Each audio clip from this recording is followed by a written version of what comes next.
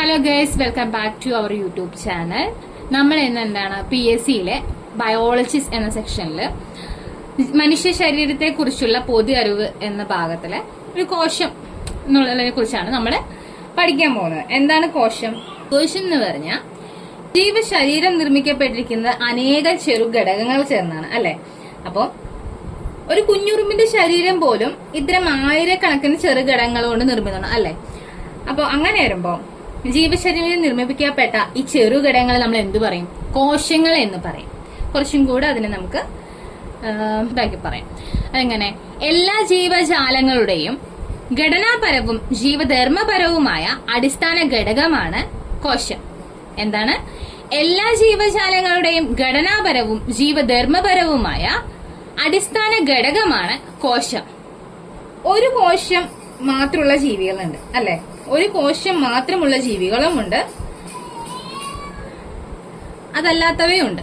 അപ്പൊ നമുക്ക് ഒരു കോശം മാത്രമുള്ള ജീവികളെ നമ്മൾ എന്ത് പറയും? ഏകകോശ ജീവികൾ എന്ന് പറയും, അല്ലെ?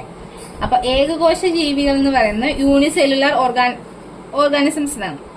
അതിന് ഉദാഹരണം അമീബ, പാരമീസിയം, യുഗ്ലീന, ബാക്ടീരിയ എന്നിവയൊക്കെ ഏകകോശ ജീവികളാണ്. ശരീരത്തിൽ ഒന്നിലധികം കോശങ്ങളുള്ള ജീവികളാണ് ബഹുകോശ ജീവികൾ, അതായത് മൾട്ടി സെല്ലുലാർ ഓർഗാനിസംസ്. അതിന് ഉദാഹരണമാണ് ജന്തുക്കളും സസ്യങ്ങളും ഒക്കെ. ഓക്കെ, അപ്പൊ നമുക്ക് കോശം ആരാണ് കണ്ടുപിടിച്ചത് എന്നുള്ളതിനോട്ട് പോവാൻ. കോശം ആദ്യമായി കണ്ടെത്തിയ വ്യക്തി എന്ന് പറയുന്നത് റോബർട്ട് ഹുക്കാണ്. ആരാണ് കോശം ആദ്യമായി കണ്ടെത്തിയ വ്യക്തി എന്ന് പറയുന്നത്? Robert hook. ഈ കോശം കണ്ടെത്തിയെങ്കിലും ജീവനുള്ള കോശത്തെ അല്ല കേട്ടോ കണ്ടെത്തിയത്. അതുകൊണ്ടാണ് കോശം കണ്ടെത്തിയ വ്യക്തി റോബർട്ട് ഹുക്ക് എന്ന് പറയുന്നത്. പക്ഷെ ജീവനുള്ള കോശം ആദ്യമായി കണ്ടെത്തിയത് ആരാണ്? Anton van Leeuwenhoek. ആരാണ്? Anton van Leeuwenhoek. ഇതൊക്കെ ജസ്റ്റ് മനസ്സിലാക്കി വെക്കണം, കാരണം എക്സാംസിന് ചോദിക്കും. അപ്പൊ ജസ്റ്റ് ഒന്ന് മനസ്സിലാക്കി വെക്കുന്നത് നല്ലത് തന്നെയാണ്. പിന്നെ കോശത്തിന്റെ ഘടനയെ കുറിച്ച് നമുക്ക് പഠിക്കാൻ. ഇതാണ് കോശത്തിന്റെ ഒരു ഘടന എന്ന് പറയുന്നത്. അപ്പൊ ഇതിലെ പ്രധാന ഭാഗങ്ങൾ പറയുന്നത് കോശസ്തരം അഥവാ സെൽ മെംബ്രെയിൻ.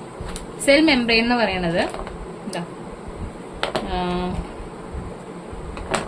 ഇതാണ്. ഇതിൽ കോശഭിത്തി എന്ന് കൊടുത്തിട്ടുണ്ട്. സെൽ മെംബ്രെയിൻ ആണത്. ഇപ്പോ സസ്യകോശങ്ങളാവുന്ന സമയത്ത് ഈ സെൽ മെംബ്രെയിന്റെ ഇപ്പുറത്ത് ഒരു സെൽ വാളും കൂടെ വരും. അത് സസ്യകോശങ്ങളിൽ മാത്രം കാണപ്പെടുന്നതാണ് കേട്ടോ. അപ്പം ഒരു കോശത്തിന്റെ ഘടനയിൽ പ്രധാനപ്പെട്ട ഭാഗങ്ങൾ എന്ന് പറയുന്നത് കോശസ്തരം, അതായത് സെൽ മെംബ്രെയിൻ, കോശദ്രവ്യം അഥവാ സൈറ്റോപ്ലാസം, കോശാംഗങ്ങൾ അഥവാ സെൽ ഓർഗനൽസ്. ഇതൊക്കെയാണ് പ്രധാന ഘടകങ്ങൾ. ഇനി എന്താണ് കോശസ്തരം, എന്താണ്, അങ്ങനെയൊക്കെ നമുക്ക് ഓരോന്നോരോന്നായിട്ട് ഡീറ്റെയിൽഡ് ആയിട്ട് നോക്കാം. ഇത് ജസ്റ്റ് ഇതിനെ കുറിച്ചൊന്ന് പറയാം. ഇത് ഈ ബ്ലൂ കാണുന്നില്ലേ? ഈ ബ്ലൂ കാണുന്നതാണ് കോശദ്രവ്യം. പിന്നെ ഇത് ഗോൾഗി വസ്തുക്കൾ, ഇത് മൈക്രോ ട്യൂബ്യൂൾ, പിന്നെ ഇതാണ് ന്യൂക്ലിയസ് അഥവാ മർമ്മം. മർമ്മത്തിനകത്ത് കാണപ്പെടുന്നതാണ് മർമ്മകം. ഇതെന്ന് പറയുന്നത് മർമ്മസ്തരം. പിന്നെ ഇത് മൈറ്റോകോൺട്രിയ, ഇത് ലൈസോസോം, അന്തർദ്രവ്യ ചാലകം. ഇതൊക്കെയാണ്. ഇനി നമുക്ക് ഓരോന്നിന്റെയും ഡീറ്റെയിൽഡ് ആയിട്ട് നോക്കാം. കോശസ്തരം. കോശസ്തരം എന്ന് പറയുന്നത് കോശദ്രവ്യത്തിന്റെ പുറമേയുള്ള സ്ഥലമാണ് കോശസ്തരം. അതായത് ഇത് കോശദ്രവ്യം, കോശദ്രവ്യത്തിന്റെ പുറമേയുള്ള സ്ഥലമാണ്. അതായത് ഇത് മനസ്സിലാവുന്നുണ്ടോ? അല്ലെങ്കിൽ നമ്മളൊന്ന് ഗൂഗിൾ ചെയ്തിട്ട് ജസ്റ്റ് ഒന്ന് ഒരു പ്ലാന്റ് സെല്ലിന്റെയും ഒരു അനിമൽ സെല്ലിന്റെയും ഒരു ഇതെടുത്തിട്ട് ഒന്ന് ഡീറ്റെയിൽഡ് ആയിട്ട് ഒന്ന് നോക്കിക്കോളൂ. ഇനി സംശയം വരില്ല, കാരണം ഞാനത് പെൻ വെച്ച് കാണിക്കുമ്പോൾ നിങ്ങൾക്ക് ക്ലിയർ ആയിട്ട് മനസ്സിലാവുന്നുണ്ടോ എന്ന് എനിക്കറിയാൻ പറ്റില്ല. അതുകൊണ്ടാണ് അങ്ങനെ പറയണേ.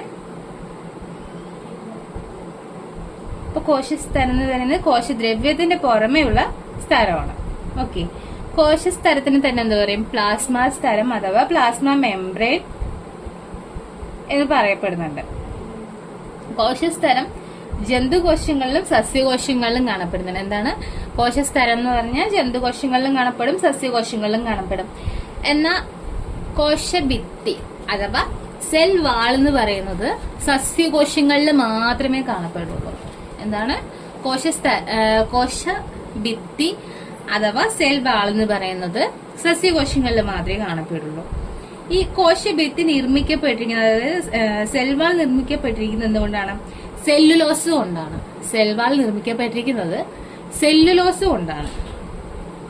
പ്യോർ സെല്ലുലോസിന് ഒരു ഉദാഹരണം പറയുകയാണെങ്കിൽ കോട്ടൺ ഇല്ലേ, കോട്ടൺ പ്യോർ സെല്ലുലോസിന് ഒരു ഉദാഹരണമാണ് കേട്ടോ. ഓക്കെ.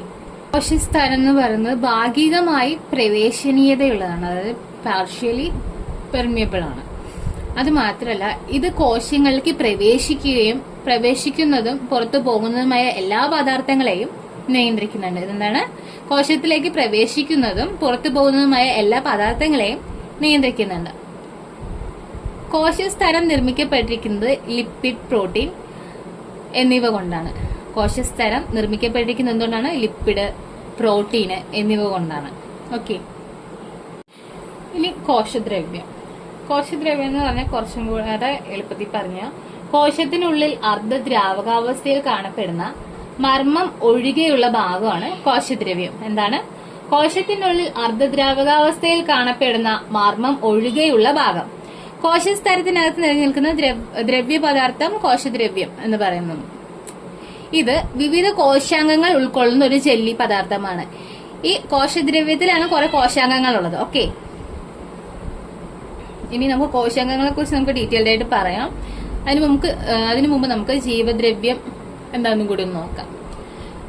കോശദ്രവ്യവും മർമ്മവും ചേർന്നതാണ് ജീവദ്രവ്യം. എന്താണ്? കോശദ്രവ്യവും മർമ്മവും ചേർന്നതാണ് ജീവദ്രവ്യം, അതായത് പ്രോട്ടോപ്ലാസം. ഒരു ജീവന്റെ അടിസ്ഥാന ഘടകം എന്ന് അറിയപ്പെടുന്നത് ജീവദ്രവ്യമാണ്, അതായത് പ്രോട്ടോപ്ലാസമാണ്. ഇനി ഇത് ജീവദ്രവ്യം ജീവന്റെ കണിക എന്ന് വിശേഷിപ്പിച്ചത് ടി.എച്ച്. ഹക്സി. ഒന്നും കൂടെ പറഞ്ഞുതരാം.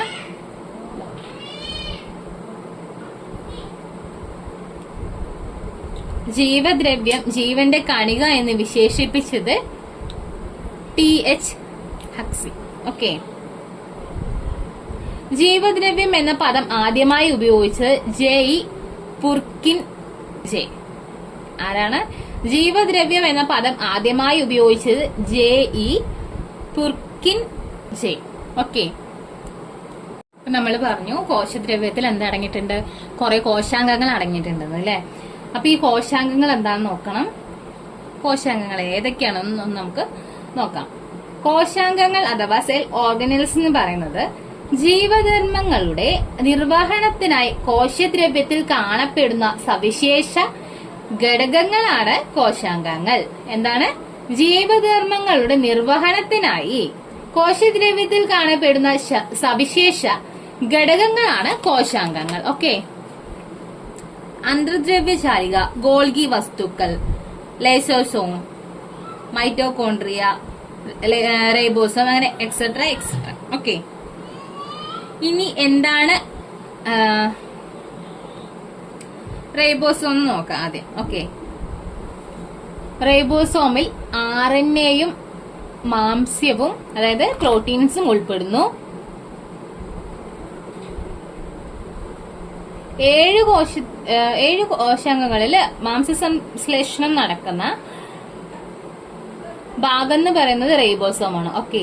അതായത് പ്രോട്ടീൻ ഫാക്ടറി എന്നറിയപ്പെടുന്നത് എന്താണ്? റൈബോസോമാണ്. കോശത്തിലെ മാംസ്യനിർമ്മാണ കേന്ദ്രം, അതായത് കോശത്തിലെ മാംസനിർമ്മാണ കേന്ദ്രം എന്നറിയപ്പെടുന്നത് റൈബോസോമാണ്. ഇത് എവിടെയാണ് കാണപ്പെടുന്നത്? എൻഡോപ്ലാസ്മിക് റെറ്റിക്കുലത്തോട് ചേർന്നോ കോശദ്രവ്യത്തിൽ സ്വതന്ത്രമായോ കാണപ്പെടുന്നു. എവിടെയാണ് കാണപ്പെടുന്നത്?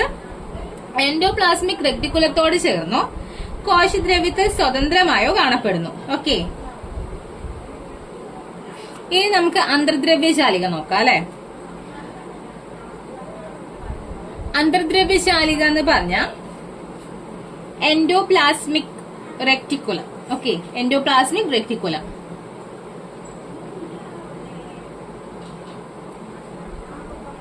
ഇത് എഴുതിയതിനേക്കാൾ കുറച്ചും കൂടെ ഒരു ഈസി ആയിട്ട് ഞാൻ പറഞ്ഞുതരാം. കോശദ്രവ്യത്തിൽ വ്യാപിച്ചു കിടക്കുന്ന ചെറിയ കുഴലുകളുടെ സമൂഹം. നമുക്ക് ഇതിൽ നോക്കിയാ കാണാൻ പറ്റും. ഇതുണ്ടോ, കാണുന്നുണ്ടല്ലോ അല്ലെ? അപ്പൊ കോശദ്രവ്യത്തില് വ്യാപിച്ചു കിടക്കുന്ന ചെറിയ കുഴലുകളുടെ സമൂഹമാണ് അന്തർദ്രവ്യശാലിക. ഓക്കെ, ഇത് എന്തിനാ സഹായിക്കുന്ന? കോശത്തിനുള്ളിലെ പദാർത്ഥ സംവഹനത്തിന് സഹായിക്കുന്നു. കോശത്തിനുള്ളിലെ പദാർത്ഥ സംവഹനത്തിന് സഹായിക്കുന്നത് എന്താണ്? അന്തർദ്രവ്യശാലികയാണ്.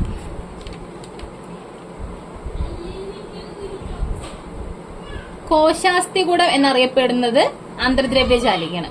It provides mechanical support to the cell. Rough endoplasmic reticulum with the ribosomes attached to it.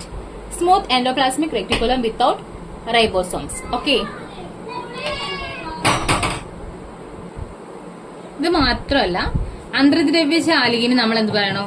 കോശത്തിലെ സഞ്ചാരപാത എന്നറിയപ്പെടുന്നു. കോശത്തിലെ സഞ്ചാരപാത എന്നറിയപ്പെടുന്നു. ഒരു ക്വസ്റ്റ്യൻ ചിലപ്പോൾ ഇങ്ങനെയൊക്കെ വരാം. കോശത്തിലെ സഞ്ചാരപാത എന്നറിയപ്പെടുന്നത് ഏത് കോശാംഗമാണ് എന്ന് ചോദ്യം വരാം. അപ്പൊ മറന്നു പോവേണ്ട അന്തർദ്രവ്യശാലിക. ഓക്കെ,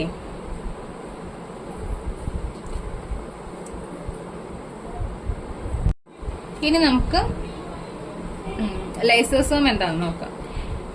ലൈസോസോം എന്ന് പറഞ്ഞാൽ രാസാഗ്നികളെ ഉൾക്കൊള്ളുന്ന ചെറു സഞ്ചികളാണ്.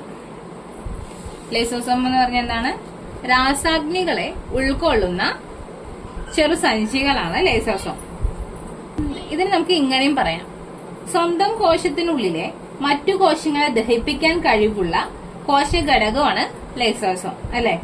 കോശത്തിനുള്ളിൽ പ്രവേശിക്കുന്ന അന്യവസ്തുക്കളെ നശിപ്പിക്കുന്നു. കോശത്തിനുള്ളിൽ പ്രവേശിക്കുന്ന അന്യവസ്തുക്കളെ നശിപ്പിക്കുന്നു. ഇത് ആത്മഹത്യാ സഞ്ചി എന്നറിയപ്പെടുന്നു. ചിലപ്പോൾ ഇങ്ങനെ ഒരു ചോദ്യം വരാം. ആത്മഹത്യാ സഞ്ചി എന്നറിയപ്പെടുന്ന കോശ അംഗം ഏത് എന്നൊക്കെ ചോദ്യം വരാം. അപ്പൊ അത് ഓർത്ത് വെക്കുക. ആത്മഹത്യാ സഞ്ചി എന്നറിയപ്പെടുന്ന എന്തിനെയാണ്? ലൈസോസോമിനെയാണ്. ഓക്കെ, ലൈസോസോമുകൾ സ്വന്തം കോശത്തിലെ മറ്റുള്ള കോശങ്ങളെ ദഹിപ്പിക്കുന്ന പ്രക്രിയ ആട്ടോഫാഗി എന്നറിയപ്പെടുന്നു.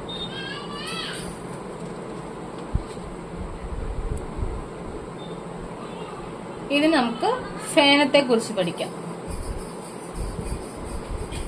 ഫേനം അഥവാ വാക്യൂം. ജലം, ലവണങ്ങൾ, വിസർജ്യ വസ്തുക്കൾ എന്നിവ സംഭരിക്കപ്പെടുന്ന അറകളെയാണ് ഫേനം എന്ന് പറയുന്നത്. അല്ലെ? ജലം, ലവണങ്ങൾ, വിസർജ്യ വസ്തുക്കൾ എന്നിവ സംഭരിക്കപ്പെടുന്ന അറയാണ് ഫേനം.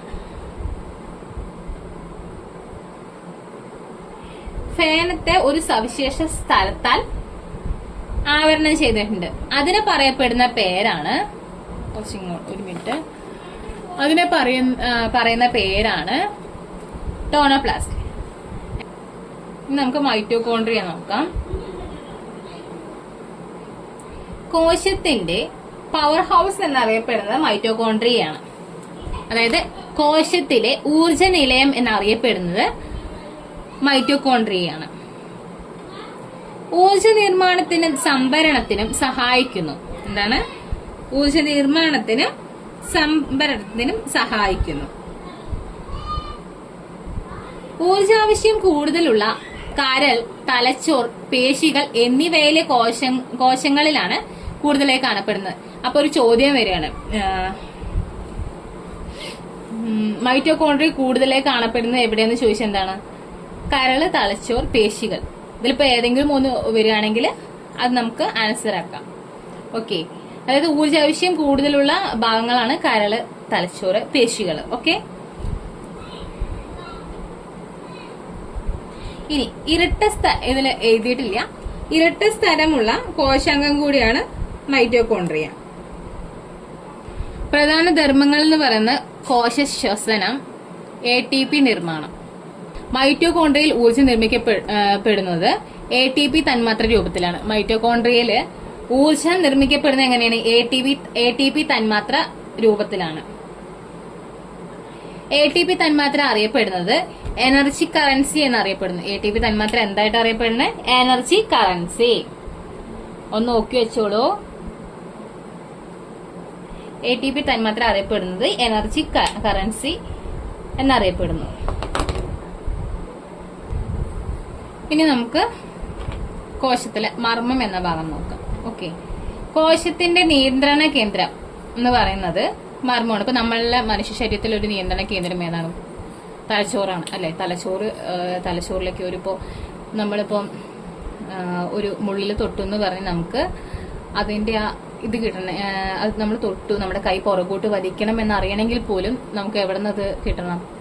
ആവേഗം പോയിട്ട് എവിടെ നിന്ന് വരണം? തലച്ചോറിന് വരണം. അപ്പൊ നമ്മളെ നിയന്ത്രിക്കുന്ന എന്താണ്? തലച്ചോറാണ്. എന്ത് ചെയ്യണം ചെയ്യണ്ട എന്ന് തീരുമാനിക്കും നമ്മുടെ ബ്രെയിന്. എന്ന പോലെ കോശത്തിന്റെ നിയന്ത്രണ കേന്ദ്രം എന്ന് പറയുന്നത് മർമ്മമാണ്.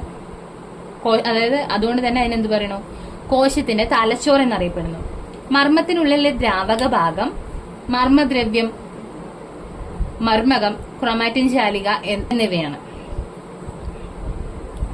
മർമ്മത്തിനുള്ളിലെ ദ്രാവഭാഗത്ത് എന്തൊക്കെയുണ്ട്? മർമ്മദ്രവ്യമുണ്ട്, മർമ്മകമുണ്ട്, ക്രോമാറ്റിൻ ജാലിക എന്നിവയൊക്കെ ഉണ്ട്. ക്രോമാറ്റിൻ ജാലിക എന്താണ് നമുക്ക്? മർമ്മദ്രവ്യത്തിൽ വലക്കണ്ണികൾ പോലെ കെട്ടുപിണഞ്ഞ് കാണപ്പെടുന്ന ഘടനയാണ് ഇവയുടെ എന്താണ്? ക്രോമാറ്റിൻ ജാലിക എങ്ങനെ കാണപ്പെടുന്നത്? മർമ്മദ്രവ്യത്തിൽ വലക്കണ്ണികൾ പോലെ കെട്ടുപിണഞ്ഞിട്ട്. DNA കാണപ്പെടുന്നതില്ലേ, അത് ഈ ക്രോമാറ്റിൻ ജാലികയിലാണ്. ഓക്കെ, അതുകൊണ്ട് തന്നെ ജീനുകളെ ഉൾക്കൊള്ളുന്നു ക്രോമാറ്റിൻ ജാലിക. മർമ്മദ്രവ്യത്തിൽ വലക്കണ്ണികൾ പോലെ കെട്ടുപിണഞ്ഞ് കാണപ്പെടുന്നു, ജീനുകളെ ഉൾക്കൊള്ളുന്നു. ക്രോമാറ്റിൻ ജാലിക കുറച്ചും കൂടെ ഇതായിട്ടാണ് നമുക്ക് ക്രോമസോം ആകുന്നത്. ഇപ്പൊ ക്രോമസോം നിർമ്മിതമായിരിക്കുന്നത് DNA ആൻഡ് ഹിസ്റ്റോൺ പ്രോട്ടീൻസ് എന്നിവ ചേർന്നാണ്. Thread-like structure found the nucleus is a chromosome. Okay, thread-like structure found the nucleus is chromosome. ക്രോമസോമിൽ ന്യൂക്ലിയസിൽ കാണുന്ന ആ ത്രെഡ് ലൈക്ക് സ്ട്രക്ചർ ഇല്ലേ, അത് ക്രോമസോം ആണ്. ക്രോമാറ്റിൻ ജാലിക എന്നും പറയാം, ക്രോമസോം എന്നും പറയാം. ഈ ക്രോമസോം നിർമ്മിച്ചിരിക്കുന്നത് DNAയും ഹിസ്റ്റോൺ പ്രോട്ടീൻസും എന്നിവ ചേർന്നാണ്. വ്യത്യസ്ത ജീവികൾക്ക് വ്യത്യസ്ത എണ്ണം ക്രോമസോമാണ് ഉള്ളത് അല്ലെ? വ്യത്യസ്ത ജീവികൾക്ക് വ്യത്യസ്ത എണ്ണം ക്രോമസോമാണ് ഉള്ളത്. നമുക്ക് അല്പം എത്ര എണ്ണം ഉണ്ട്? നമുക്ക് 46 എണ്ണം ഉണ്ട്, അതായത് 23 ജോഡി. നമുക്ക് മനുഷ്യ ശരീരത്തിലെ ക്രോമസോമുകളുടെ എണ്ണം എന്ന് പറയുന്നത് 46 ആണ്. ഓർത്തു വെച്ചോളുക. എത്ര ജോഡിയാന്ന് ചോദിച്ചാൽ 23 ജോഡി. ഓക്കെ, ഇനി എന്താണ് മർമ്മകം നോക്കാം. മർമ്മദ്രവ്യത്തിനുള്ളിൽ ഗോളാകൃതിയിൽ കാണപ്പെടുന്ന ഘടന ആണ് മർമ്മകം. എന്താണ്? മർമ്മദ്രവ്യത്തിനുള്ളിൽ ഗോളാകൃതിയിൽ കാണപ്പെടുന്ന ഘടന. ഓക്കെ, റൈബോസോം നിർമ്മാണത്തില് പ്രധാന പങ്ക് വഹിക്കുന്ന മർമ്മ ഭാഗമാണ് മർമ്മകം. എന്താണ്? റൈബോസോം നിർമ്മാണത്തിൽ പ്രധാന പങ്ക് വഹിക്കുന്ന ഭാഗമാണ് മർമ്മകം.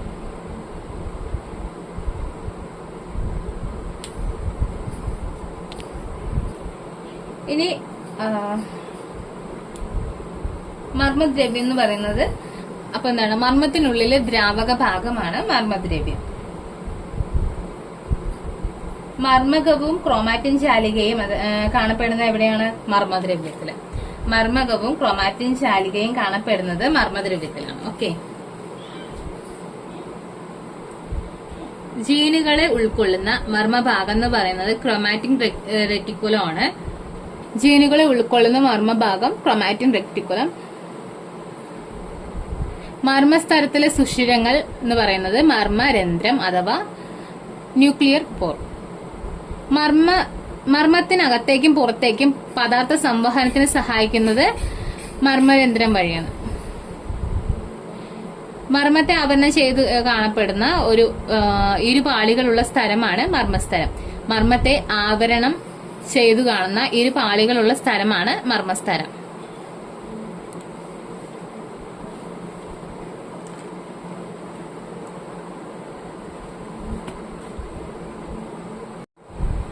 എന്താണ് ഗോൾഗിയാണ്. ഗോൾഗി ബോഡീസ് നോക്കാം. ഗോൾഗി ബോഡീസ് എന്ന് പറഞ്ഞാൽ it is A bag like structure. Golgi bodies എങ്ങനെ കാണപ്പെടുന്നത്? ഒരു ബാഗ് പോലെ ആണ് കാണപ്പെടുന്നത്. കോശത്തിലെ ട്രാഫിക് പോലീസ് എന്നറിയപ്പെടുന്നത് എന്താണ്? Golgi bodies. എപ്പോഴോ ചോദിച്ചിട്ടുള്ള ക്വസ്റ്റ്യൻ ആണെന്ന് തോന്നുന്നു. സ്ട്രക്ചറാണ് കോശത്തിലെ ട്രാഫിക് പോലീസ് അല്ലെ. ഇനി നമുക്ക് ഗോൾഗി ബോഡീസിനെ കുറിച്ച് പഠിക്കാം. It is A bag like structure. ഇത് അങ്ങനെ കാണപ്പെടുന്ന ഒരു ബാഗ് പോലെയാണ് കാണപ്പെടുന്നത്. കോശത്തിലെ ട്രാഫിക് പോലീസ് എന്നറിയപ്പെടുന്ന ആരാണ്? Golgi bodies.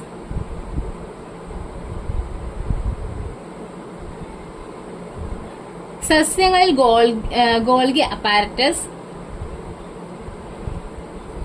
ഗ്രന്ഥികോശങ്ങളിൽ കൂടുതലായി കാണപ്പെടുന്ന കോശഭാഗം ഗോൾഗി കോംപ്ലക്സ്. ഗോൾഗി അപ്പാരറ്റസ് കാണപ്പെടുന്നത് ചുവന്ന രക്താണുക്കൾ ഒഴികെ എല്ലാ യൂക്കാരിയോട്ടിക് കോശങ്ങളിലും. ഗോൾഗി അപ്പാരറ്റസ് കാണപ്പെടുന്നത് ചുവന്ന രക്താണുക്കൾ ഒഴികെയുള്ള എല്ലാ യൂക്കാരിയോട്ടിക് കോശങ്ങളിലും. ഓക്കെ, ഇനി നമുക്കിനി കോശവിഭജനം നോക്കാം.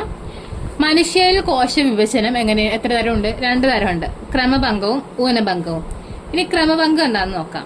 ശരീര വളർച്ചയെ സഹായിക്കുന്ന കോശവിഭജന രീതിയാണ് ക്രമഭംഗം.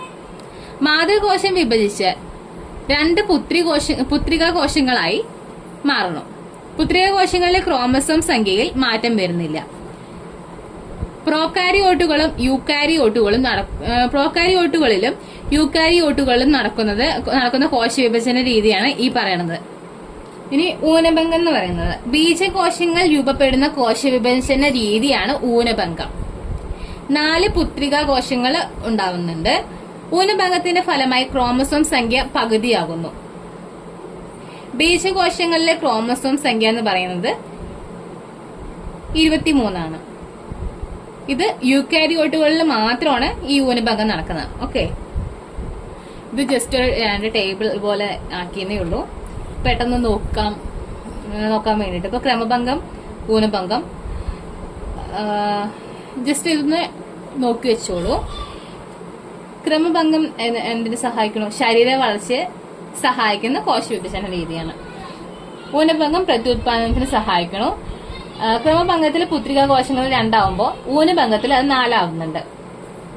ഇവിടെ ക്രോമസോം സംഖ്യക്ക് മാറ്റം ഉണ്ടാവുന്നില്ല. ഇവിടെ ക്രോമസോം സംഖ്യ പകുതിയാകണു. ഇതില് ക്രമഭംഗം യൂക്കാരിയോട്ടുകളിൽ നടക്കും, പ്രോകാരിയോട്ടുകളിൽ നടക്കും. പക്ഷെ ഊനഭംഗം എന്ന് പറയുന്നത് യൂക്കാരിയോട്ടുകളിൽ മാത്രം നടക്കുന്നതാണ്. ജസ്റ്റ് പ്രോകാരിയോട്ടുകൾ എന്താണ്, യൂക്കാരിയോട്ടുകൾ എന്താണെന്നുള്ള രീതിക്ക് ഞാൻ പറഞ്ഞുതരാം. കോശത്തിൽ മർമ്മം കാണപ്പെടുന്ന ജീവികളെ അറിയപ്പെടുന്നത് പ്രോകാരിയോട്ടുകൾ എന്നാണ്. കോശത്തിൽ മർമ്മം കാണപ്പെടുന്ന ജീവികളെ അറിയപ്പെടുന്നത് പ്രോകാരിയോട്ടുകളാണ്. ഉദാഹരണം ബാക്ടീരിയ, സയനോബാക്ടീരിയ, മൈക്കോപ്ലാസ്മ.